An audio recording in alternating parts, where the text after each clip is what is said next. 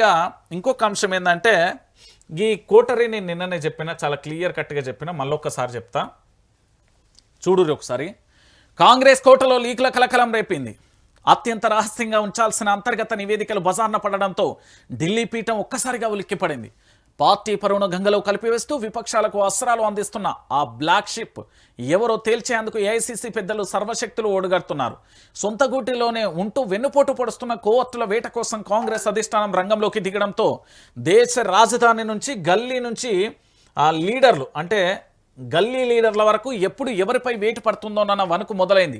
తెలంగాణకు చెందిన ఒక ముఖ్య నేత ఈ మొత్తం వ్యవహారాన్ని కేంద్ర బిందువుగా ఉన్నారనే ప్రచారం పార్టీ అంతర్గత వర్గాలలో తీవ్ర కలకలాన్ని రేపుతుంది. మీనాక్షి నటరాజన్ సమర్పించిన సున్నితమైన నివేదికను సైతం లీకు కావడంపై హైకమాండ్ నిప్పులు చెరుగుతుంది. ఈ దెబ్బతో అప్రమత్తమైన అధిష్టానం పార్టీలో మళ్ళీ ఇలాంటి క్రమశిక్షణ రాహిత్యం జరగకుండా నిరోధించేందుకు అన్ని రాష్ట్రాల ఏఐసీసీ పీసీసీల ఇన్ఛార్జీలతో అత్యవసర భేటీ ఏర్పాటు చేసి కఠినమైన దిద్దుబాటు చర్యలకు శ్రీకారం చుడుతుంది అంటూ కూడా కనబడుతుంది. మీరు ఎన్ని చేసినా తల కిందులు తప్పదు చేసినా తలకే తీసుకుపోయి కింద పెట్టి కాళ్ళ పైకి పెట్టినా మా వాళ్ళ బుద్ధి మారదు. కుక్కతోక వంకర అంటారు కుదు. మా నేతలు కూడా గంతే. మీరు రేపు పొద్దుగాల మళ్ళీ బీజేపీ వాళ్ళకి ఇయ్యరు అనుకుంటారా? బరాబర్ ఇస్తారు లీకులు. మీరు ఏమనుకుంటారు తెలంగాణ కాంగ్రెస్ వాళ్ళు అంటే ఇది మీ వర్జన్ల కాంగ్రెస్ కాదు, ఇదంతా కిచిడి అయిపోయింది. మన తెలంగాణ యాస భాషలు చెప్పాలంటే కిచిడి అయిపోయింది. అన్ని పడ్డాయల్లా వలసవాదులు ఉన్నారు, వర్జినల్ ఉన్నారు, పదవుల కోసం వచ్చిన వాళ్ళు ఉన్నారు, పైసల కోసం వచ్చిన వాళ్ళు ఉన్నారు.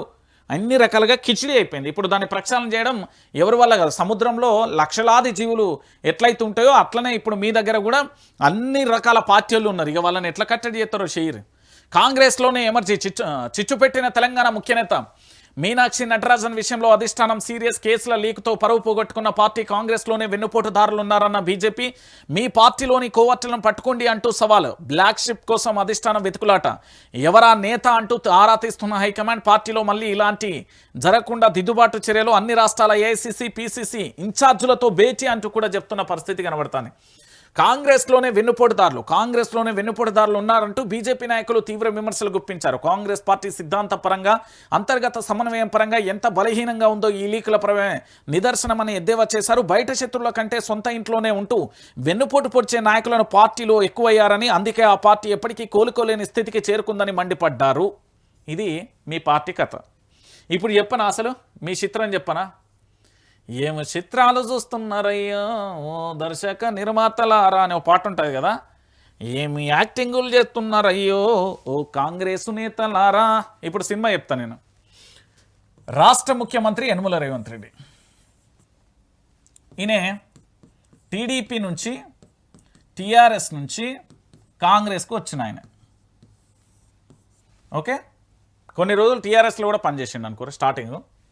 ఈయన ఎవరికి సమాచారం ఇస్తాడు? బీజేపీకి. ఎట్లా ఇస్తాడు? పరేడ్ గ్రౌండ్లో జరిగినప్పుడు బడే బాయ్ చోటే బాయ్ అన్నది రేవంత్ రెడ్డి. నీ లక్ష్యం ఏదైతే ఉందో అక్కడికి చేరాలనుకుంటావు, ఆ లక్ష్యం చేరాలంటే నువ్వు నా దగ్గరికి రా, నాతో నడవమని చెప్పింది ప్రధాని మోదీ. ఇది బహిరంగంగా జరిగిన పంచాయతీ. ఇది మీరో చర్చించుకుంటే కాదు, ఇది బహిరంగంగా జరిగిన పంచాయతీ. ఇది రాష్ట్రానికి సంబంధించిన ప్రజలందరికీ తెలుసు, దేశంలో ఉన్న ప్రతి ఒక్కరికి కూడా తెలుసు. నెంబర్ 1. మరి ఇప్పుడు రాష్ట్ర ముఖ్యమంత్రిని అనుమానిస్తారా? ఒకటి అనుమానం పార్టీలో చెప్పుర్రిగా. నెంబర్ 2 ఏది డిప్యూటీ అండ్ మినిస్టర్స్ వీళ్ళని అనుమానిస్తారా? ఎందుకంటే కొంతమంది వివిధ పార్టీల నుంచి మంత్రివర్గంలోకి వచ్చిళ్ళు. వాళ్ళందరూ కూడా పదవుల కోసం వచ్చిన నేతలు. మీ పార్టీని కాపాడి మీ పార్టీని అధికారంలోకి తీసుకొచ్చి ప్రజలకేదో ఉచితాలు ఇచ్చేసి ప్రజలను అంగరంగ వైభవంగా వాళ్ళను రాజులను చేసి వీళ్ళేదో బంటులైపోవడానికి రాలే. వీళ్ళు పదవులను అనుభవించడానికి, లగ్జరీ లైఫ్ను చూడడానికి, దందాలు సెటిల్మెంట్ల అడ్డాగా మార్చుకోవడానికి, కబ్జాలు అన్నీ చేయడానికి వచ్చిన వాళ్ళు వీళ్ళు. అందులో ఉన్నది మీ వాళ్ళు ఎవరు శుద్ధ పూస కాదు. ఎవరి పేరు చెప్తే వాళ్ళ మీద ఒక ఆరోపణ ఉన్నది. ఆ ఆరోపణలు నిజమా కాదా అంటే మీరు ఎంక్వైరీ చేయాల్సింది సిబిఐతోని, ఏసీబీతోని, సిఐడితోని, పెద్ద పెద్ద వాటితో చేయాలి. ఈ చిన్న చితక చేస్తే వీళ్ళు దొరికేటోళ్ళు కాదమ్మా. నేను చెప్తున్నా కదా, తెలంగాణ ప్రాంత ప్రజలందరూ కూడా ఆలోచించాల్సిన విషయం ఇది. సో మంత్రుల మీద నిఘా పెడతారా? లేదు సొంత పార్టీకి సంబంధించిన నేతలు అంటే మీ పార్టీలోకి సంబంధించిన వలసవాద కాకుండా ఈ ఒరిజినల్కు సంబంధించిన కార్యకర్త ఉన్నారు, కాంగ్రెస్ నేత, వాళ్ళ జోలికి వస్తారా? ఎందుకంటే వీళ్ళకు పదవులు ఇస్తలేరు. వీళ్ళు పార్టీ జెండా పట్టిళ్ళు, ధర్నా చేసిళ్ళు, రాస్తోరోక చేసిళ్ళు, నిరసన చేసిళ్ళు, అరెస్ట్ అయ్యిళ్ళు, కేసుల పాలయ్యిళ్ళు, ఆఖరికి అధికారంలోకి వచ్చిళ్ళు, వాళ్ళని తంత పోయి తాడి చెట్టు మీద పడ్డారు. ఇప్పుడు 3 చీరల నీళ్ళు తాగుతారు. మరి వీళ్ళ మీదన ఇంకోటి సీఎం బ్యాచ్. ఈ బ్యాచ్ ఏంటంటే ముఖ్యమంత్రి ఏమనుకున్నాడు అంటే ఏది ఫహీం ఖురేషీ కానీ, లేకపోతే ఆయన పక్కనే ఇంకొక ఆయన ఉంటాడు, ఆయన పేరేదో ఉంటుంది, ఇంకొక ఆయన సరే ఆయన పేరేదో ఉంటుంది, వాళ్ళిద్దరిని ఎమ్మెల్సీ చేసి మినిస్టర్ చేయాలనుకున్నాడు. సో వీళ్ళు ఏమన్నా లీకులు ఇచ్చిల్లా? ఇంకొకటి చాలామంది ప్రపోజల్ వచ్చినాయి పార్టీకి సంబంధించిన ఏది ఎమ్మెల్సీకి సంబంధించి విజయశాంతి కానీ అద్దంకి దయాకర్ ఇచ్చే విషయంలో ఇంకా మాకు కూడా రావాలి, మాకు అన్యాయం జరిగింది అంటూ చాలామంది ఉన్నారు. దాంతోపాటు ఏంది అంటే రాజ్యసభ స్థానం కూడా తెలంగాణ ప్రాంత ప్రజలకే రావాలి, అది కూడా రాలే. నీకెందుకు రావాలనుకున్నారో ఏమనుకున్నారో కానీ మీనాక్షి నటరాజన్కు మాత్రం తెలంగాణ కాంగ్రెస్ నేతలు 19mm సినిమాను అయితే చూపెట్టిళ్ళు మొత్తానికి. సో వీళ్ళందరి మీద ఎవరి మీద అసలు రాష్ట్రానికి సంబంధించిన ముఖ్యమంత్రే భారతీయ జనతా పార్టీకి ఆకర్షితుడైపోయినట్టుగా బహిరంగంగా కనబడుతుంది. బడే బాయ్ చోటే బాయ్, రేవంత్ రెడ్డి నీకు ఏవైతే అనుకుంటున్నావో, ఏ లక్ష్యం అయితే చేరాలనుకుంటావో అది చేరాలంటే నువ్వు నాతో కలువు అని ప్రధాని అడిగిండు బహిరంగంగా ఇది పరేడ్ గ్రౌండ్లో. ఇప్పుడు కాంగ్రెస్ పార్టీ ఉన్నది, సరే మీ ఈ పార్టీలకే చెప్తున్నా, కాంగ్రెస్ పార్టీకి సంబంధించి పూర్తి స్థాయిలో కూడా వీళ్ళు ఎవరైతే ఉన్నారో ఎవరి మీద ఎంక్వైరీ చేస్తారు? మీనాక్షి నటరాజన్ విషయంలో ఎవరి విషయంలో చేస్తారు? ఎట్లా చేస్తారు? ఏమని చేయగలుగుతారు? అది సాధ్యమయ్యే ముచ్చటేనా? కాదు కదా. ఎందుకంటే ఇందులో చాలామంది ఉన్నారు మీనాక్షి నటరాజన్కు సంబంధించిన ఆ కేసుకు. ఎందుకంటే వాళ్ళ కాంగ్రెస్ పార్టీకి సంబంధించిన నేతల మీదనే లైంగిక ఆరోపణల కేసు వస్తే అది పోయి నాంపల్లిలో ప్రైవేట్ కేసు అయితే ఆ కేసులో A4గా మీనాక్షి నటరాజన్ ఉన్నాయి.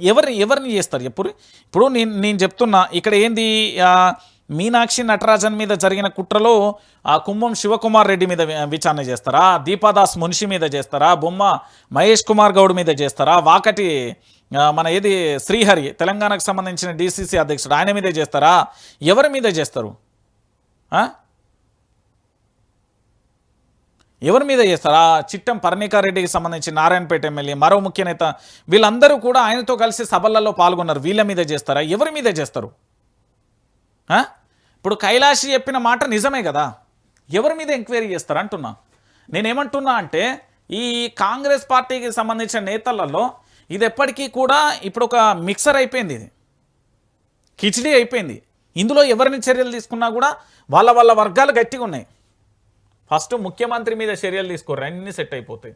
ఇక చూడు వాళ్ళే చెప్తారు. కాంగ్రెస్ కోవర్టులను గుర్తించి అదుపులో పెట్టుకోండి. మీనాక్షి నటరాజన్ వాస్తవాలను బయటపెట్టిన కాంగ్రెస్ కోవర్టు ఎవరు? సొంత పార్టీలోనే కోవర్టులను వదిలేసి మాపై అరుపులు వేస్తారా? తప్పు చేసి ఇతరులపై నిందలు నెట్టడం కాంగ్రెస్ నైజమే.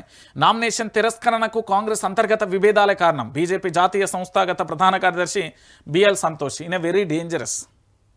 బిఎల్ సంతోష్ తెలంగాణ రాష్ట్ర ప్రభుత్వం అంటే గతంలో ఉన్న బీఆర్ఎస్ పార్టీని కూల్చడానికి పనిచేసిన వ్యక్తినే.